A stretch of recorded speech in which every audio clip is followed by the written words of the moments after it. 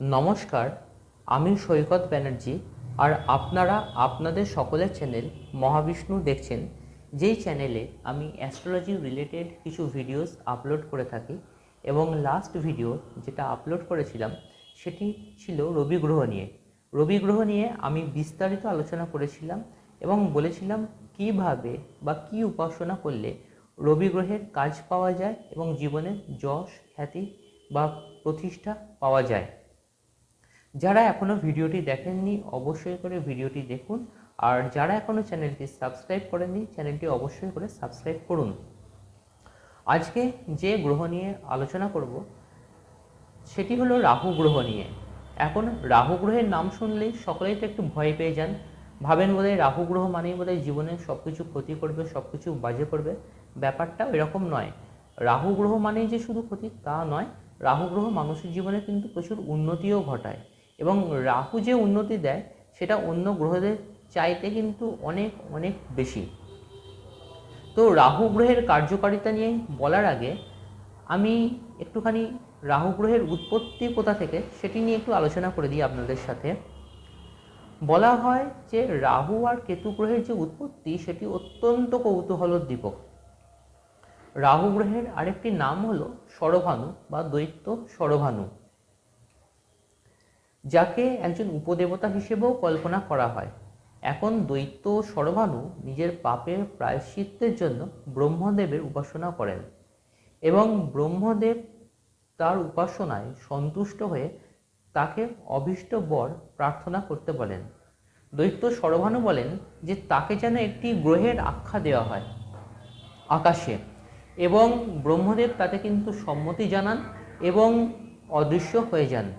পরবর্তীকালে দেখা যায় যে সমুদ্র মন্থন করে সুধা নিষ্কাশনের জন্য ভগবান বিষ্ণু কূর্ম অবতার রূপে অবতরণ করেন। এই সমুদ্র মন্থনে একদিকে দেবতারা ও অন্যদিকে অসুররা পার্টিসিপেট করেন এবং নাগরাজ বাসুকী মৈনাক পর্বতের সহিত দড়ির কাজ করেন। ভগবান বিষ্ণু একটি বিরাট কুমিরের আকার ধারণ করেন এবং মৈনাক পর্বতকে নিজের পিঠে বহন করেন। এবং সমুদ্র মন্থন যখন স্টার্ট হয় তখন প্রচুর জিনিস উত্থিত হয় এবং অবশেষে অমৃত উত্তোলিত হয়। দেবতারা এই অমৃতের কার্যকারিতা সম্বন্ধে যথেষ্ট অ্যাওয়্যার ছিল। তারা জানতো যে অমৃতের কী কার্যকারিতা। তারা ভগবান বিষ্ণুর নিকট প্রার্থনা জানান যে কোনোভাবে বা কোনো অবস্থাতে এই অমৃত যেন অসুরদের কাছে না পৌঁছয়, তা হইলে এই পৃথিবীর বুকে অশুভ শক্তি কিন্তু চিরস্থায়ী হয়ে পড়বে। ভগবান বিষ্ণু দেবতাদের মুখে এই কথা শোনার পর মোহিনী মায়াবী রূপ ধারণ করেন এবং মোহিনী মায়াবী রূপ ধারণ করে অমৃত বন্টনের দায়িত্ব নেন। এবং ভগবান বিষ্ণু বাধ্য করেন যে একদিকে দেবতাদের বসতে ও অন্যদিকে অসুরদের বসতে, এবং তিনি দেবতাদের মধ্যে অমৃত বিতরণ করছিলেন। এবং দেবতারা তার এই মোহিনী মায়াবী রূপে এতটাই সম্মোহিত হয়ে গেছিল যে তারা দেবতাদের এই চালাকি সম্বন্ধে কিছুই বুঝতে পারে না। কিন্তু দৈত্য শরভানু তো ছিল খুব ইন্টেলিজেন্ট, খুব চালাক ছিল। দৈত্য শরভানু কিন্তু দেবতাদের এই প্ল্যান বুঝতে পেরে যায়। দৈত্য শরভানু করে কি, ছদ্মবেশে দেবতার রূপ ধারণ করে এবং দেবতাদের সাথে বসে পড়ে এবং যে উদ্ধৃত অমৃতটি ছিল সেটি সে পান করে। ভগবান বিষ্ণু কিন্তু দেখেও তাকে উপেক্ষা করেন, কারণ ব্রহ্মার বরের পূর্ণতা দেওয়ার জন্য। অন্যদিকে রবি ও চন্দ্র কিন্তু শরভানুকে চিনে ফেলে এবং দেবতাদের মধ্যে বলে দেয়। দেবতারা তো প্রচণ্ড বিচলিত হয়ে পড়ে এবং দেবতারা ভগবান বিষ্ণুর নিকট প্রার্থনা করতে থাকেন প্রতিকারের জন্য। ভগবান বিষ্ণু তখন নিজের সুদর্শন চক্রের দ্বারা তার মুণ্ডচ্ছেদ করেন, কিন্তু ততক্ষণে দৈত্য শরভানুর অমৃত গলাদ্ধকরণ করা হয়ে গেছিল। মুণ্ডচ্ছেদ হওয়ার পরেও কিন্তু তার এই মুন্ডুটুকুনি কিন্তু অমর রয়ে যায় আর শরীরের বাকি অংশটি নষ্ট হয়ে যায়। পরবর্তীকালে তার শরীরের সাথে একটি সর্পিল অংশ যুক্ত করে দেওয়া হয় এবং দৈত্য শরভানু রাহু নামে প্রতিষ্ঠা পায় এবং তার দেহের নিচের অংশটি কেতু নামে প্রতিষ্ঠা পায় এবং আকাশে একটি স্বতন্ত্র গ্রহের মর্যাদা পায়। এবার একটু অ্যাস্ট্রোলজির দিকে আসা যাক। রাহু গ্রহের কার্যকারিতা নিয়ে এবার একটু আপনাদের সাথে আলোচনা করি। আমি তো মিথোলজিক্যাল ইন্টারপ্রিটেশনটা আপনাদের সামনে ব্যাখ্যা করলাম। তো রাহু গ্রহের কার্যকারিতা কি? বলা হয় যে রাহু গ্রহ মানুষের জীবনে কামনা বাসনা বা উদ্দাম কামনা বাসনাকে রিপ্রেজেন্ট করে। রাহু যে বাসনা সেটা কিন্তু সবসময় অতৃপ্ত, মানে আরো দাও আরো দাও, ও কোনো কিছুতেই কিন্তু সন্তুষ্ট হয় না। রাহু গ্রহর মধ্যে থাকে প্রচণ্ড যৌন স্পৃহা। রাহু গ্রহ কি করে? রাহু গ্রহ যদি কারোর জন্ম চার্টে ভালো অবস্থানে থাকে তো সেই জাতক বা জাতিকা কিন্তু অত্যন্ত স্ট্র্যাটেজিস্ট হয়। সে কিন্তু অল্প সময়ে কিভাবে বেশি কাজ করা যায় সেটি কিন্তু তার মাথায় বা তার মাথার মধ্যে ঘুরতে থাকে। এবং রাহু গ্রহ কিন্তু মানুষের জীবনে কিন্তু কর্মেও খুব উদ্যমতা আনে। এবং রাহু গ্রহ যদি কারোর চার্টে ভালো থাকে তবে সেই জাতক বা জাতিকা কিন্তু বিদেশে গিয়েও প্রচুর উন্নতি করে। এখন কোন কোন ঘরে রাহু গ্রহ ভালো ফল দেয়? না, বৃষ রাশিতে, মিথুন রাশিতে, কর্কট কিংবা কন্যা রাশিতে রাহু গ্রহ কিন্তু যথেষ্ট ভালো ফল দিয়ে থাকে। বৃশ্চিক রাশিতে কিন্তু রাহু গ্রহ কোনোভাবে ভালো ফল দেয় না। কিন্তু রাহু গ্রহ যখন মহাদশা চলে তখন রাহু গ্রহ কি নিজে ইন্ডিপেন্ডেন্টলি অ্যাক্ট করে? তা কিন্তু নয়। হায়ার অ্যাস্ট্রোলজিতে বলা হয় রাহু গ্রহ যার সাথে থাকে সেই গ্রহের কাজকে সে রিপ্রেজেন্ট করে।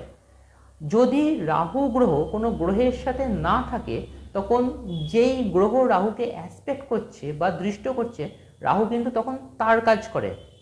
আর যদি রাহু গ্রহকে কোনো গ্রহ দৃষ্ট না করে তখন রাহু যেই নক্ষত্র থাকে তার কাজকে রিপ্রেজেন্ট করে।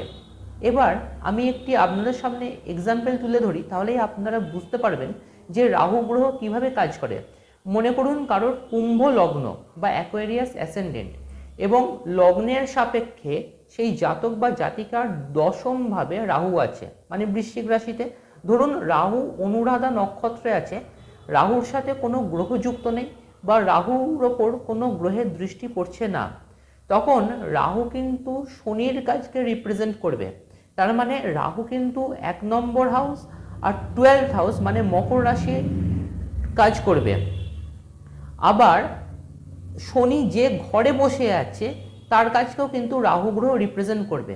এখন রাহু গ্রহ যদি জ্যেষ্ঠা নক্ষত্রে বসে থাকে তখন রাহু কিন্তু বুধ গ্রহের প্রতিনিধিত্ব করবে, মানে কুম্ভের সাপেক্ষে রাহু কিন্তু পঞ্চম আর অষ্টম ঘরের কাজকে রিপ্রেজেন্ট করবে। এইভাবে কিন্তু রাহু গ্রহের কার্যকারিতা জাজ করা হয়। এখন রাহু গ্রহের রেমেডি কি? সবাই তো জানেন যে রাহু গ্রহের রেমেডি মানেই হচ্ছে গোমেদ, কিন্তু গোমেদ পড়লেই যে রাহু গ্রহের কাজ হবে তা কিন্তু নয়। আপনাদের কিন্তু তখন খুব ডিপে চার্টকে অ্যানালিসিস করতে হবে, নিয়ে জাজ করতে হবে যে রাহু গ্রহ কার সাথে বসে আছে বা রাহু গ্রহের ওপর কার অ্যাসপেক্ট হয়েছে, সেইভাবে কিন্তু রাহু গ্রহকে গার্ড করতে হবে। আর কোন মন্ত্র করলে রাহু গ্রহের খুব ভালো কাজ হয়? যদি আপনাদের কারোর রাহু গ্রহের মহাদশা চলে তখন আপনারা রোজ ভগবান শিবের বটুক ভৈরব মন্ত্রটি জপ করতে পারেন।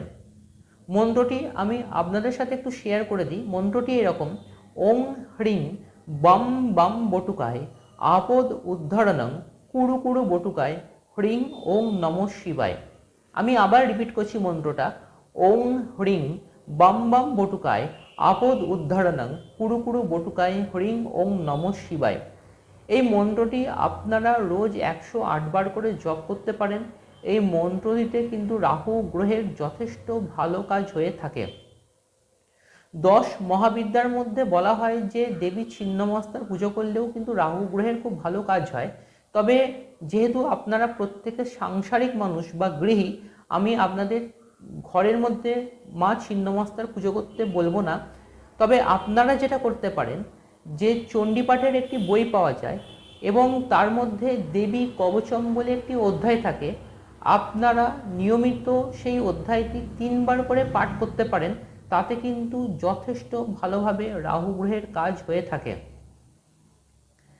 আর রাহু গ্রহের আরেকটা জিনিসও খুব ভালো কাজ হয়, সেটি হলো কালো ঘোড়ার নাল। কালো ঘোড়ার নাল মাঝের আঙুলে পড়লে রাহু গ্রহের যথেষ্ট ভালো কাজ হয়, এবং তাতে যে শুধু রাহু গ্রহের কাজ হয় তা কিন্তু নয়, শনিরও কিন্তু যথেষ্ট কাজ হয়। রাহু গ্রহ নিয়ে তো খুব সংক্ষেপে আপনাদের সাথে আলোচনা করলাম। ভিডিও শেষ করার আগে দর্শক বন্ধুদের সাথে একটি টোটকা শেয়ার করি, বিশেষ করে যারা অত্যন্ত অর্থনৈতিক সংকটে ভুগছেন, এই টোটকা তাদের উদ্দেশ্যে। এখন যেহেতু নবরাত্রি চলছে, আপনারা একটা জিনিস করতে পারেন, ঠাকুর ঘরে কোনো মহালক্ষ্মীর ছবি প্রতিষ্ঠা করতে পারেন, এবং সেই ছবির সামনে নবমী তিথির মধ্যে এই বীজমন্ত্রটি জপ করুন। বীজমন্ত্রটি আমি আপনাদের বলে দিই: ওম শ্রীং শ্রীং শ্রীং কমলে কমলালয়ে প্রসীদ প্রসীদ শ্রীং ওং মহালক্ষ্মী নমঃ। আবার বলছি, ওম শ্রীং শ্রীং শ্রীং কমলে কমলালয়ে প্রসীদ প্রসীদ শ্রীং ওং মহালক্ষ্মী নমঃ। নবমী তিথির মধ্যে চেষ্টা করুন 1008 বার এই জপটি করতে। দেখুন, অদ্ভুতভাবে আপনাদের জীবনে অর্থনৈতিক যে সংকট চলছে সেটা অনেকটাই মিনিমাইজ হয়ে যাবে। টোটকা কিন্তু কোনো পার্মানেন্ট সলিউশন নয়, বাট যে প্রবলেমটা চলছে সেই প্রবলেমটা অনেক ছোট করে দেয়। দেখা হচ্ছে আপনাদের সাথে পরের ভিডিওতে। ভালো থাকুন, সুস্থ থাকুন, ধন্যবাদ।